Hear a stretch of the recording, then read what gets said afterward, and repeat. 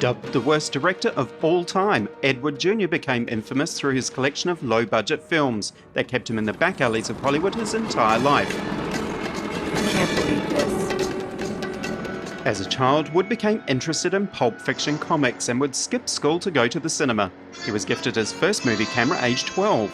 And action! Wood served in the US Marines during World War II and, according to legend, wore lingerie beneath his uniform when he stormed the beaches of Tarawa in 1943. This is the most fantastic story I've ever heard. After his service, Wood moved to Hollywood, where in 1948 he made his first film, the no-budget Crossroads of Laredo, which was his first big bomb. He did things in the early 50s people laughed at, and in the 80s David Lynch did them and people applauded them. Wood's breakthrough came in 1953 with the release of Glen or Glenda, a collaboration with producer George Weiss. Why is the modern world shocked by this headline? Wood played both title roles, telling the story of America's first successful gender reassignment in a semi-autobiographical way.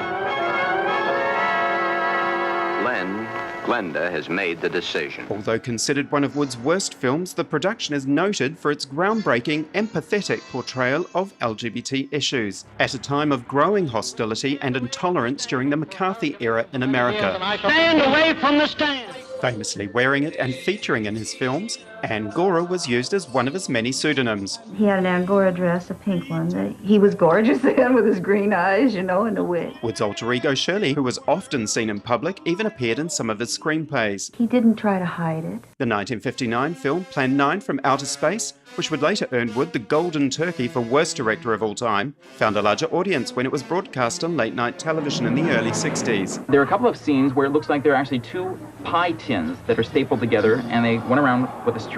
A prolific writer, Wood penned over 80 pulp crime, horror and sex novels throughout the 60s and 70s. These were not books you would find in the local library. Which, along with several documentaries, gave rise to renewed interest and helping to establish a cult following for his All you work. have to do is show a picture of Tor Johnson and Vampira, and people know what movie you're talking about.